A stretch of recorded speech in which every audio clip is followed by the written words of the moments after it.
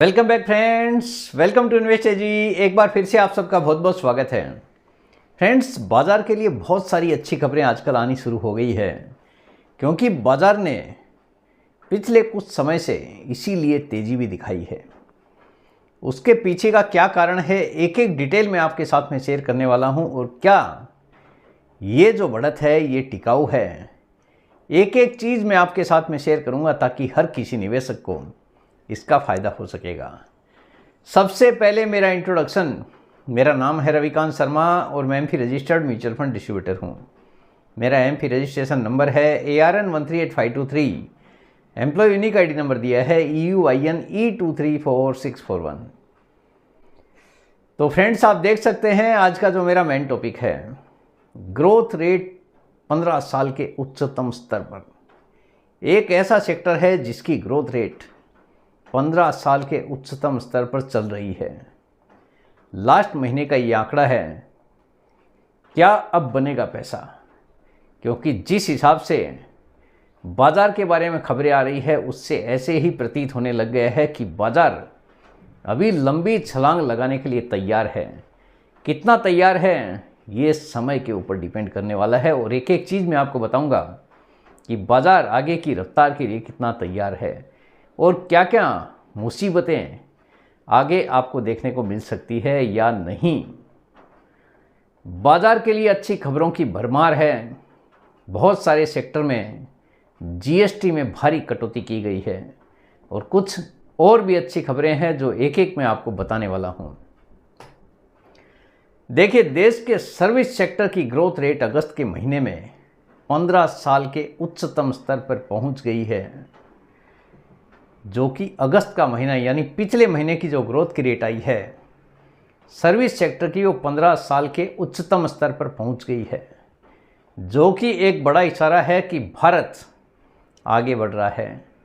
ज़रूरत है तो हमारे भरोसे की।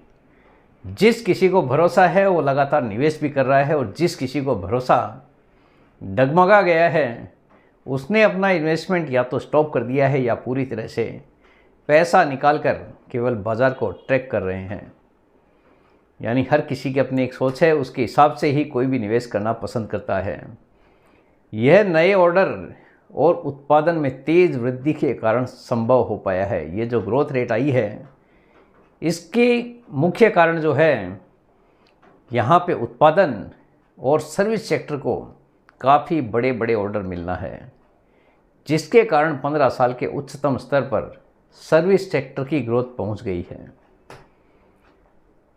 अभी देखिए, कुछ और भी अच्छी अच्छी खबरें आपको बताने वाला हूं। जैसे अमेरिका की कोर्ट ने ट्रंप द्वारा लगाए गए टैरिफ को पूरी तरह से अवैध करार दिया है। यानी जो टैरिफ का झटका भारत के ऊपर लगाया गया है, उसको पूरी तरह से अमेरिका की कोर्ट ने अवैध करार दिया है। अभी ये मामला सुप्रीम कोर्ट में है। सुप्रीम कोर्ट अभी क्या डिसीजन देता है उस पर काफ़ी हद तक डिपेंड करने वाला है।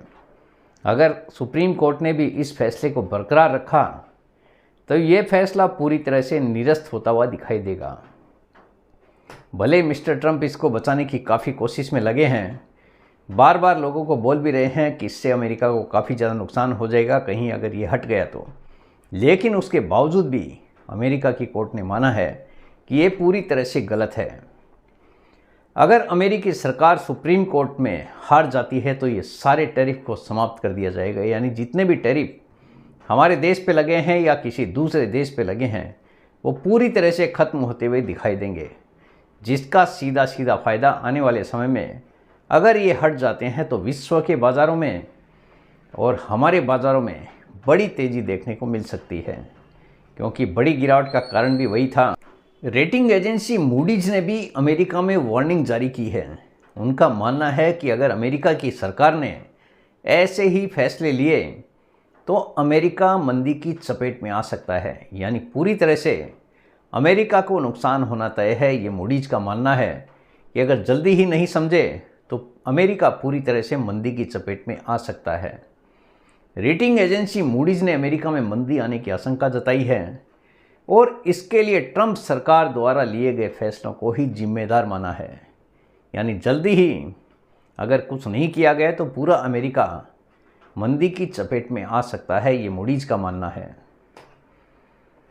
एक और खबर है कि अमेरिका की वित्त मंत्री स्कॉट बेसेंट ने कहा है कि हम तनाव की समस्याओं को जल्दी ही सुलझा लेंगे, जो कि भारत सरकार के साथ में आजकल काफ़ी तनाव चल रहा है अमेरिका का और भारत का। मेन कारण है जो टैरिफ लगाया है वो पूरी तरह से भारत सरकार भी इलीगल बता रही है। उनका कहना है कि ये जो टैरिफ का मसला है ये हम पूरी तरह से जल्दी ही सुलझा लेंगे, और साथ ही उन्होंने रूस से भारत की जो तेल खरीद है उसको भी सही माना है।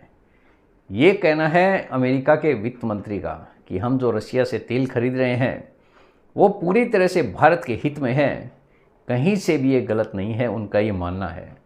पूरी तरह से इसको राष्ट्रहित में किया गया काम बताया है।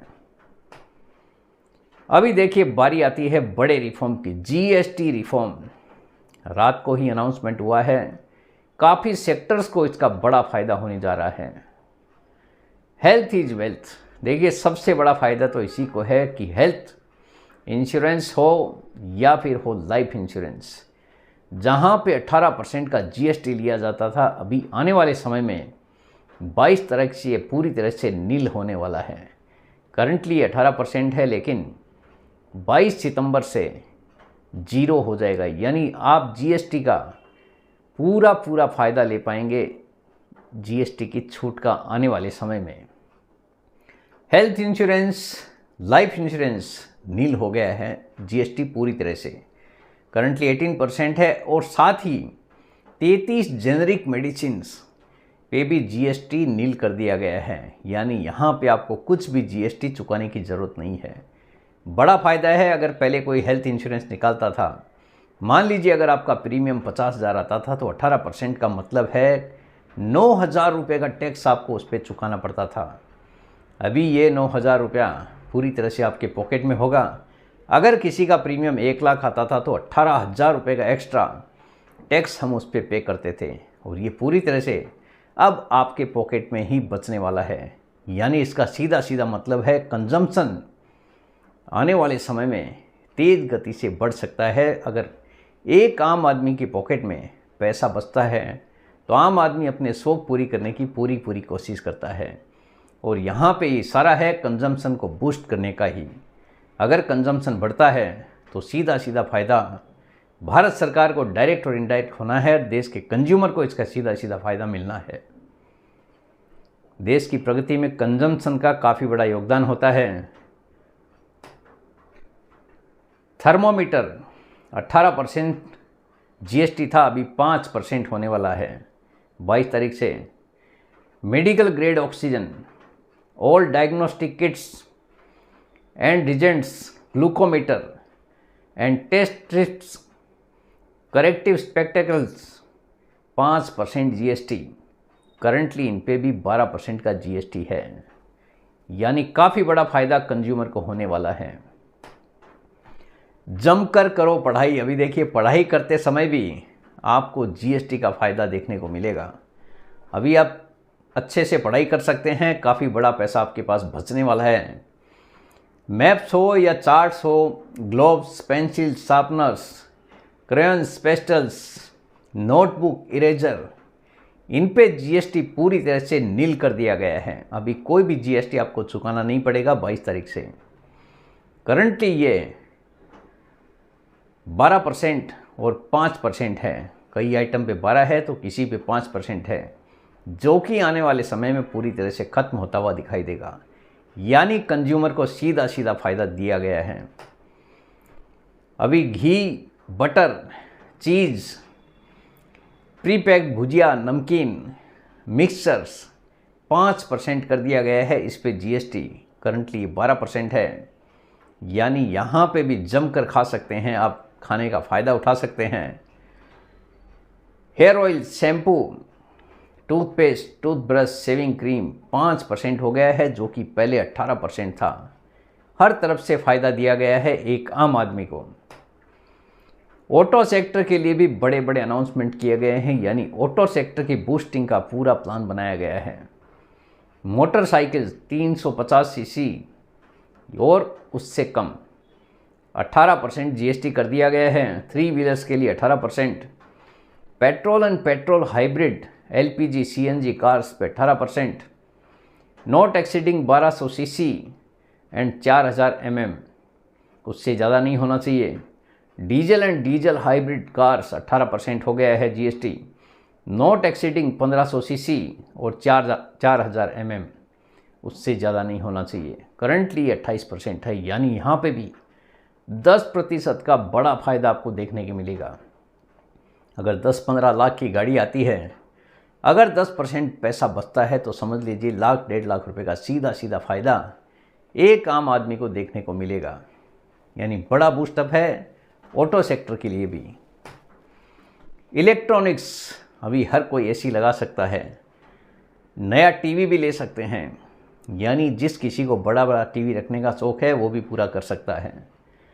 Television including LED LCD 18%, above 32 inch, यानी 32 इंच से ज़्यादा अगर कोई टीवी लेना चाहता है तो उस पर 18% हो गया, पहले 28% था। करंटली 28% है, 22 तारीख से घट जाएगा, ये 18% हो जाएगा। Air conditioner, monitor, projector, washing machine सब पे 18% हो गया है, जो कि पहले 28 था। 22 तारीख के बाद में ये 18% होने वाला है। यानी सीधा सीधा फ़ायदा सरकार ने एक आम आदमी को देने की कोशिश की है।